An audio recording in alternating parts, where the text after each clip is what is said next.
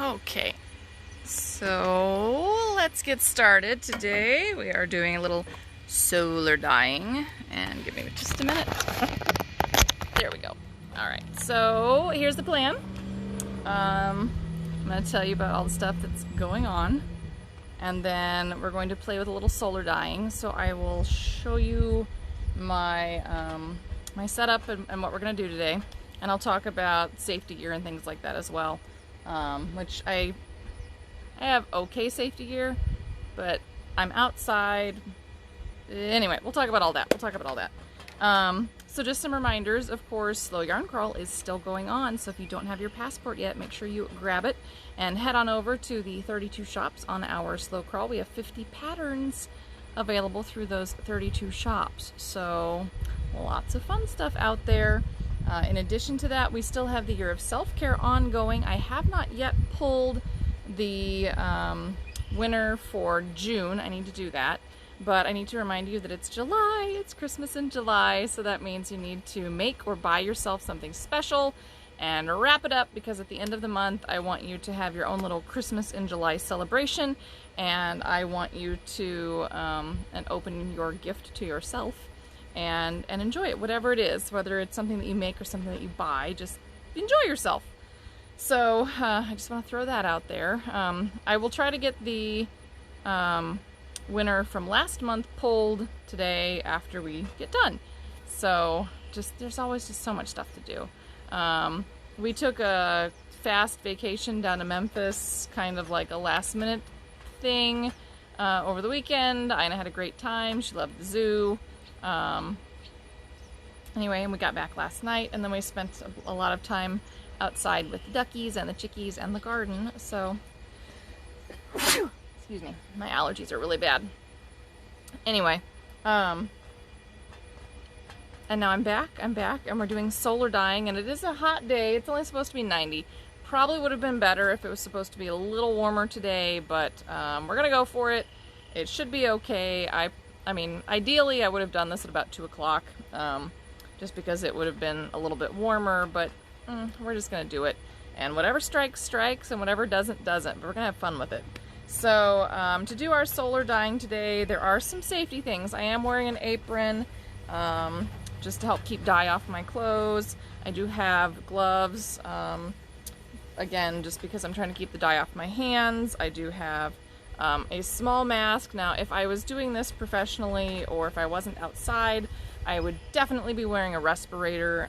If I end up doing more dyeing in the future, I'll probably invest in one. But because I'm just kind of playing with this, I have a mask, but it's not a high-grade mask. So if you're planning on doing a lot of dyeing, I highly recommend that you get a respirator. I'm also wearing open-toed shoes. I don't recommend that, so don't do what I'm doing. But again, because we're just doing a very small batch, and I'm only doing a little bit, I decided I'm just going to wear my regular shoes. Usually I would say make sure that you have closed-toed shoes and at least ankle-high. Wear pants, wear at least a t-shirt, wear gloves. It's just important to take care of your health if you're going to be playing with dye stuffs, because dye stuffs do have some nasty things in them. And even if you are doing natural botanical dyeing, you can also run into some really nasty plants that can give you some really nasty allergic reactions. So, just be very cognizant of your own health when you're dyeing. Just want to throw that out there. So I'm going to flip the camera around. I'll talk about my setup, and then we will fill up the jars, and off we'll go. Okay.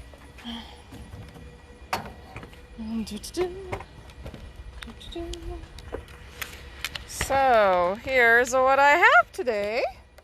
So I just have some jars. These are the same jars that I used last time. These are jars that have now been retired from usage as food containers. So you'll notice that I have plastic spoons, and I have my quart jars that I will not be using with any kind of food again, because you do not want to mix your dyeing utensils with your food utensils. Again, we talked about, there are some heavy metals and some nasty things in commercial dyes. So we do need to be aware of that. So here's what I have. I have 6 jars here, and I do have just regular mouth jars because these are the ones that I don't particularly like as well. I have shoved, like, one of these jars is 3.75 ounces, must be that one. One of these jars is like 4.25 ounces. And then this one I think is also 3.75 ounces of fiber. So these are the Columbia Dorset, no, that's not right, Romney Dorset Rambouillet. Rambouillet. Everybody says Rambouillet on the West Coast. It's Rambouillet because you say it like from the Midwest. Anyway, so this is part of the PCC roving, both of these. This one is the Columbia Dorset, I said it again, Romney Dorset Rambouillet, and the, let's see, what was it? Jacob Churro mixed.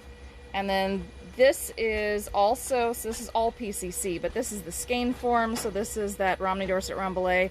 I actually have 2 2-ounce skeins in here, and then I have a 4-ounce skein in each of these. And this one we're going to over dye, so Tina sent me some dyed stuff, but I didn't really love the color on this one, and I was looking for something to kind of tinker with in terms of color. So we are going to over dye this one today. Anyway, but it should be good fun. And then in front here I just have, these are the Jacquard, basic Jacquard acid dyes. We are going to be using a mix of citric acid and hot water to pour into our jars. And we are doing a dry dyeing technique today. So you take your dry skeins or locks or roving, you stick them in your jars, and then you layer the color on top. Now the last time I did this, I had too much color and I had a lot of trouble exhausting my dye. So I did learn that. It takes a lot less color than I think it will. So that's the next part of this, is that we're going to take our colors and we're going to color everything. So I kind of have everything in like color order here. This one I know that I want to over dye with some reds and oranges. So I'm just going to find my orange and take my little spoon, and I'm just going to tuck a little dab, just a little dab of dye up in here. And then this one's my red. I'm gonna do the same thing over here. Just tuck a little dab. So hopefully that'll be plenty. And if it over dyes light, that's fine. I don't really care. So that takes care of that one. This one, because it is this beautiful gray wash base, I think what I want to do is a little dab of green. Oh, can't get it out. Yeah, let's use my other spoon. Also, you probably shouldn't be mixing your colors with your spoon. But I'm going to use my green in here. And what else do I want to put in here? Maybe a dab of blue, and try that out. Just a little dab of blue down here. And I'm using just a little. If these washes come out light, I can always throw more dye in them. But again, I learned last time that I put way too much in. Let's see. Do I want to do brown? Orange. You know what? I love purple. I love purple. We're going to do some purple. So I'm just going to sort of sprinkle the purple in on one side. And then, what do I want with my purple? Let me do red. We'll do kind of an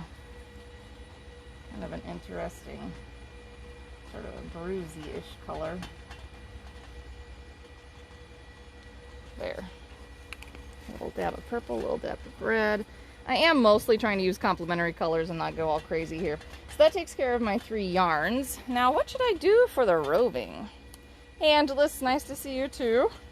And Bev, yes, it's hot. It is a hot day.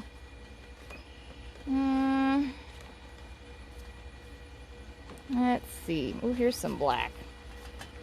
Let's throw a little dab of black in on this. Just see what happens. Let it kind of, maybe it'll break along the side. Black and green, maybe? Oh well, what's it gonna hurt?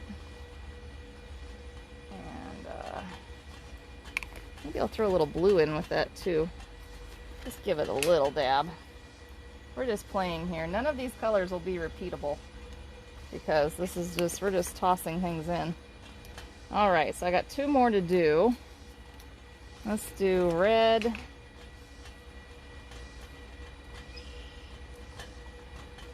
On top of this, that'll be a fun wash. And what do I want to do? Red and black, maybe? On top of that? Why not? There. Red and black. Hopefully it'll strike in different spots. And, I don't know, blue, and then maybe we'll get a touch of purple as well in it. There. Just a little dab. Alright, we have 1 left. So, let's see, I kind of did green there. Let's do more yellow. Don't do a ton of yellow. I like yellow though. Let's see if we can get a little brighter yellow. And maybe throw a little yellow and a little red. And hopefully it'll strike separate places. Yeah, and we will get kind of some color mixing too. Okay. There's that part. Okay, I'm going to set these out of the way. Hang on a second.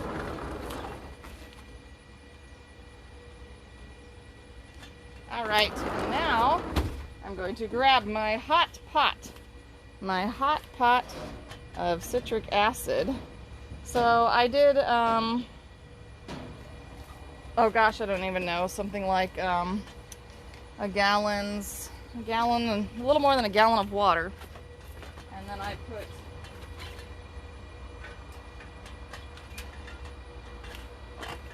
put citric acid in it. And I've got woohoo, hot citric acid water. So a little more than a gallon of water and about 6 tablespoons of my citric acid. And now all I'm going to do is just pour this beautiful hot citric acid water in and watch as the dye strikes. And hopefully I've got enough dye in and yet not too much dye so that I'll get good dye strike, but I won't have so much to wash out that I wonder what in the world I ever thought I was doing. And this one will be interesting because this is our over dye. So again, all I'm doing is just filling this up with our hot citric acid water.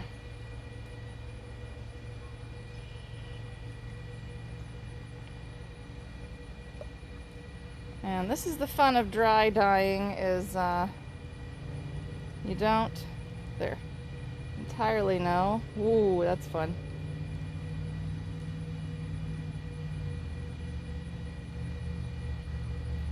There we go.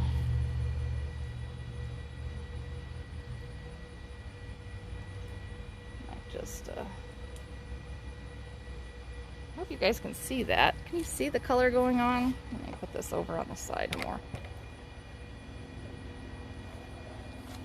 There. Yeah. So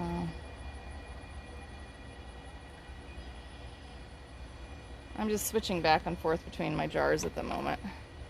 So that one was having trouble penetrating. My jars are really full. That is one thing. I did fill my jars with a lot of fiber, kind of on purpose. And once I get these full up, I am just going to pop the tops on and set them in the sunshine and let the power of the sun kind of do its thing. Okay.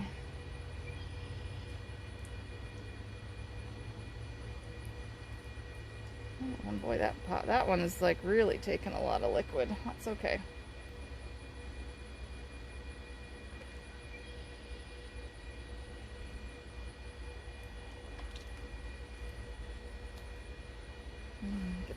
down in there.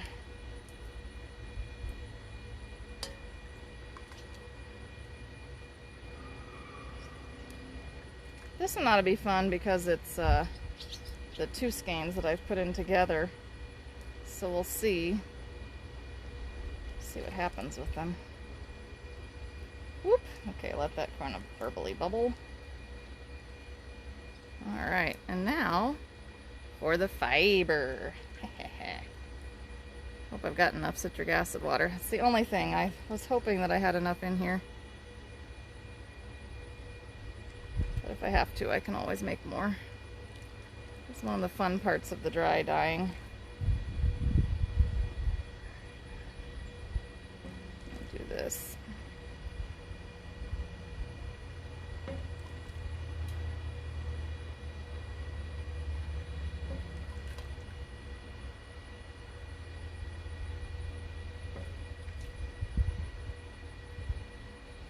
I know it's kind of boring now. You're just watching me like pour color in or pour water in. We're hoping we have dye strike. So, whoop, I definitely spilled some yellow dye stuff so I can see it. I'll have to wash the deck. It is one of the disadvantages to this method is that you can make bigger messes if you're not careful. So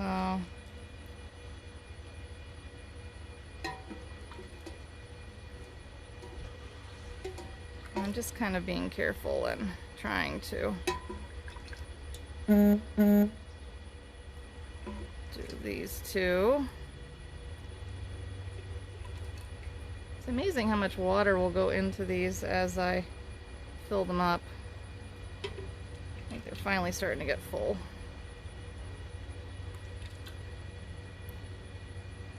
Whoop, too much. Too much.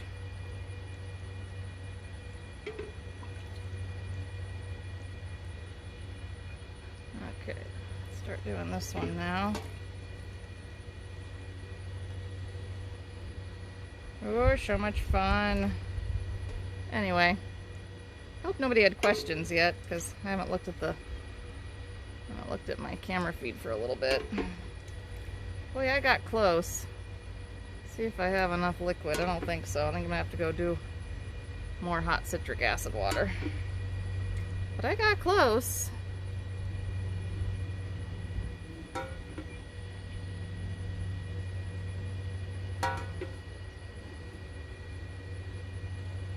All right. Well, I've got to grab more water for this one. So that's the last of my citric acid water. Well, I'll do that in a minute. All right, so the next step is once I, whoops. Oh well. So once I get this ready, then all I'm going to do is take my top and pop my top on, and then I will take this and I will just set it up in the sunshine, although I am leaking a little bit. So anyway, I'll just set them up here in the sunshine, and then I'm going to let them kind of bake. Just bake and do their thing for 5 or 6 hours. And when we come back on Wednesday, then